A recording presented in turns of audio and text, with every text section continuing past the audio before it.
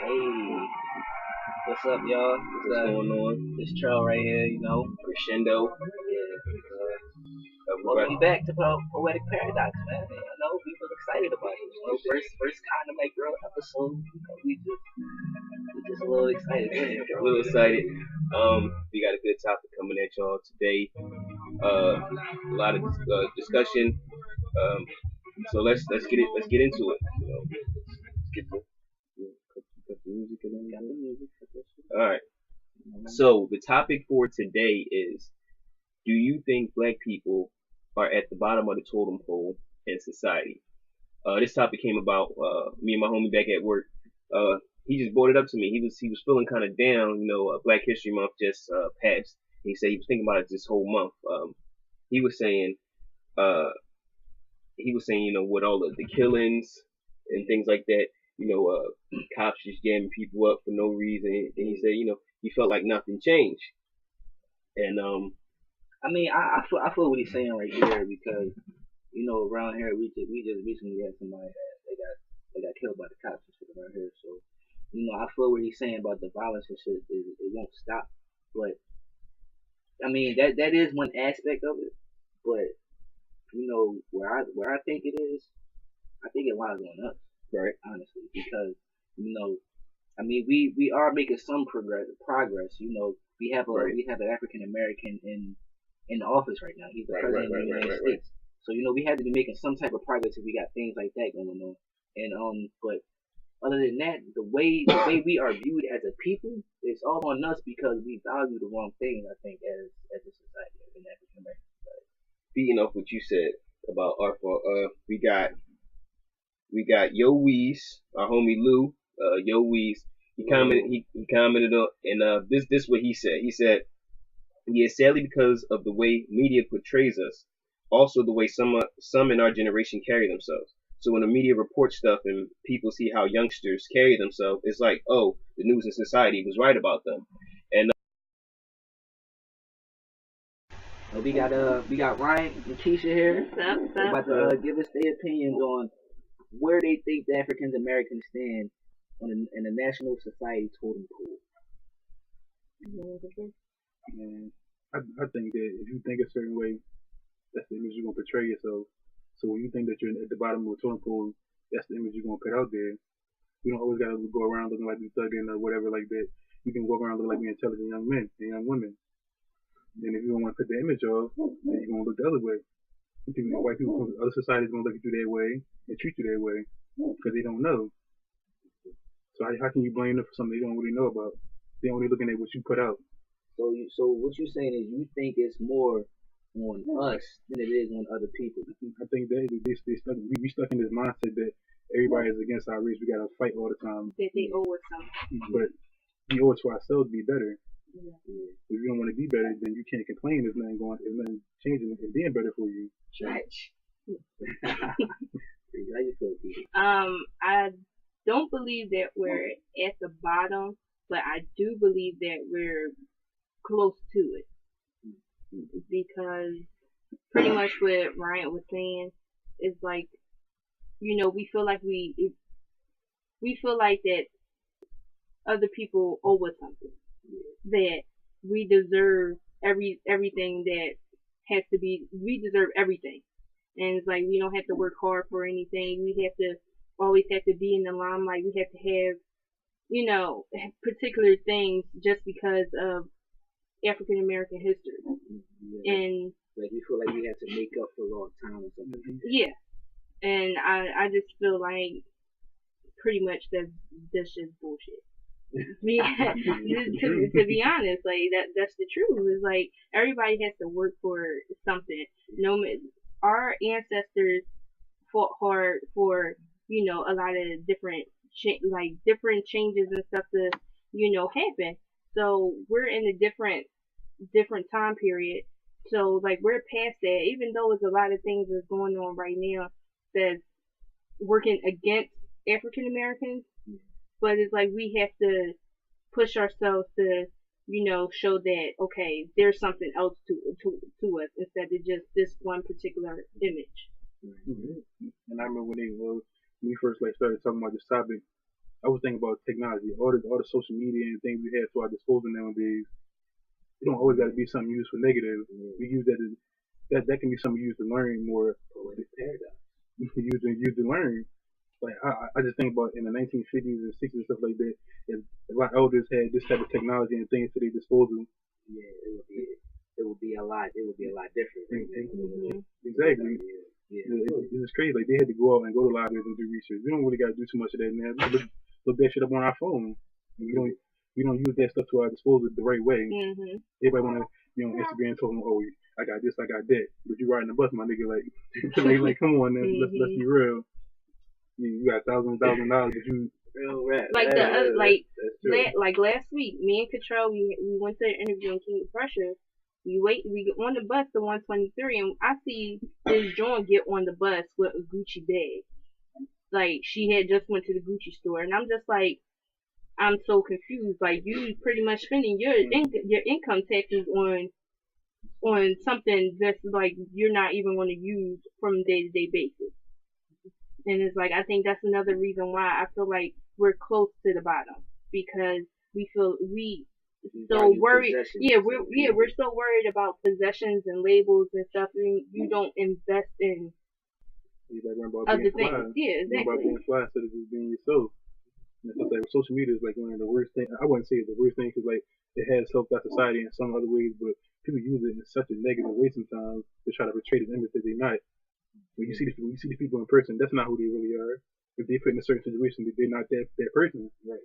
When you on social network, you can be behind the keyboard. Oh, I'm this, I'm that, I'm thugging, I'm doing this, I'm doing that. I got money. Catfishing. It's like that's what it is. Like you catfishing yourself. You make yourself look stupid. Yeah. It's like just be you, be true to yourself, and more people like you that way because when they start.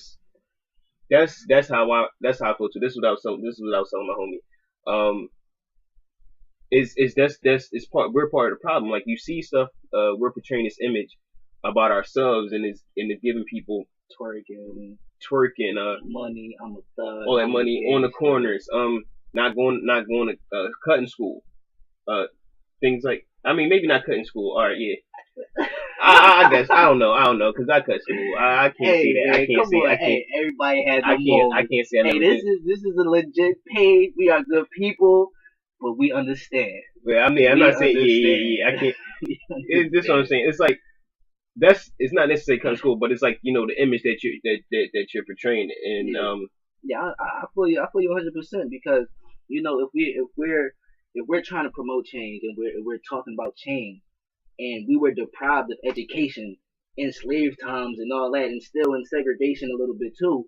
Well, not even a little bit, a lot of it, but and even in that. If we have the right to go to school and we still choose to not go, then it's our fault. Like we play a big role in the way that people view us because they can't just come up with these ideas of us out of the blue. And coming off what you were saying, about slavery, I was reading Up From Slavery by Booker T. Washington, and in his book, he said one slave because he was about 6 or some years old when slavery ended.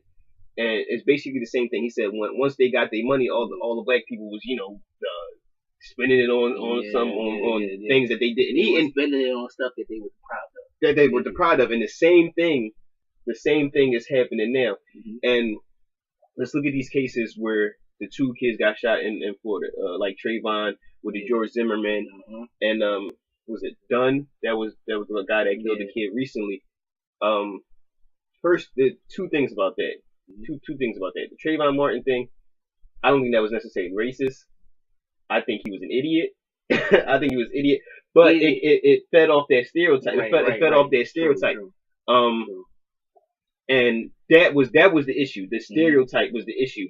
And you can't really say he's racist because he had that stereotype. Because look, we were the ones. I guess society was the ones that point the race card. They played the race card like, he's a black kid with a hoodie.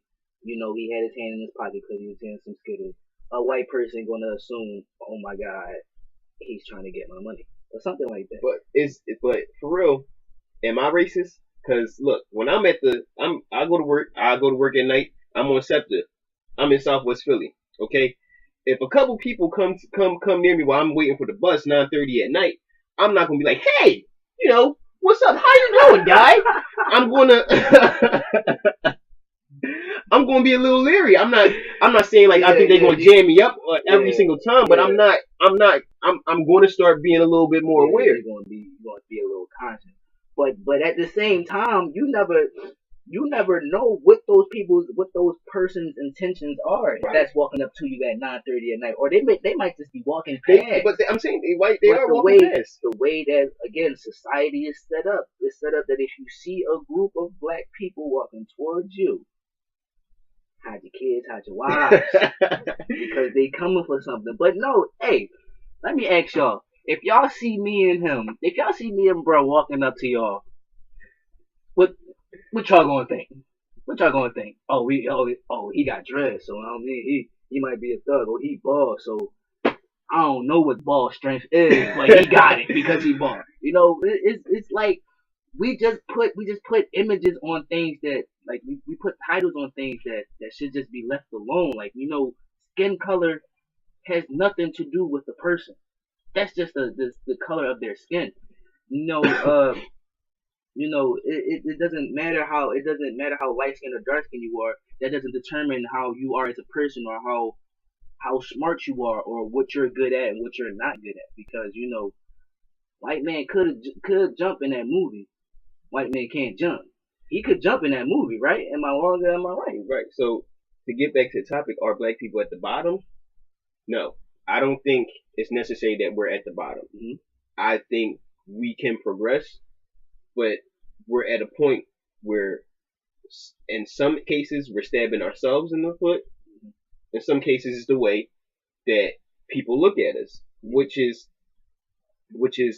not necessarily our fault, but in the ways it's our fault. So it got to be a change within the community itself. Like we can't say, oh, we want change, and then everybody's sitting there like, well, I'm still doing the same shit that we've been doing. It's not going to work. It don't work like that. I mean, it's all about like, it's just that one step that we need to take. I mean, we need to take that first step into not being okay with the way things are right now, because it's not messed up right now. It's not too messed up right now, but it could be so much better if we all just put aside these preconceived notions, put aside everything that we thought we knew, because we don't know a person until we really know a person. Mm-hmm. Honestly, right. So but that's what I said. So my man at work, he was talking about how he needed to jump. He was on the E-way, he needed to jump, and the white guy helped him out. And he was so surprised that the white guy helped him out. And I was just like, you know what? Back in Indiana, white people would say some fly stuff too, but it wasn't necessarily that they was racist. It's the exposure that we have to each other, and that's an issue. We're not exposed to each other enough. Like a white person might come up to me, I had a couple guys I worked everywhere. Yeah.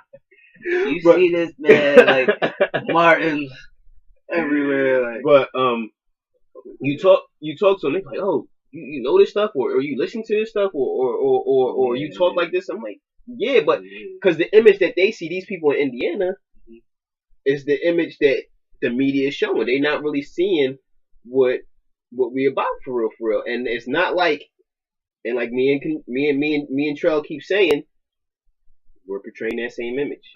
It's not like we're really helping out, and then when they see somebody that's acting outside of the norm, it's like, whoa, the fuck. They might seem racist, but they're not racist. They don't know. Just like black people, they'll go to a white person and be like, oh, you hip to this shit, but it's the same shit.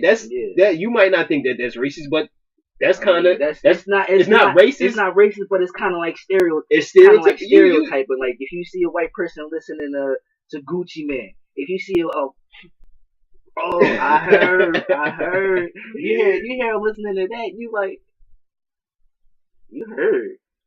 I ain't think you knew about. I ain't think you know. I thought you was more into like the stages of Miley Cyrus and all that other crazy whatever Taylor Swift type stuff. Like that's what normally, because I'm a black guy, and I think a lot of white people listen to white people, white artists. That's what I'm trying to say. They listen to white artists because I think they they feel as though they can relate to him more because they got the same skin color. But that, like I said before, skin color has nothing to do with anything, and that's not even proper grammar. It has nothing to do with anything. All right, so these are our thoughts about it. We want to hear your thoughts about it. Comment below, subscribe, like everything, rate the videos, please. Can you rate them? Y'all comment. And tell us what y'all think so we can change format. Like I said, we new to this. We trying to figure this out. We going on. We going taking it day by day. You got something you want to say, Trill? Yeah, man. I just want to say, once again, thank y'all for looking at our videos. There's plenty more where this came from. Let us know what y'all think. I don't even know, but hey, bro, what happened to peace, man? Peace. Peace. Go. You will never know what you could ever be if you never try. You will never see. Stayed in Africa, we ain't never leave. So it wasn't no slaves in our history. Wasn't no slave ships, wasn't no misery. Call me crazy, or isn't he? See, I fell asleep and I had a dream. It was all black.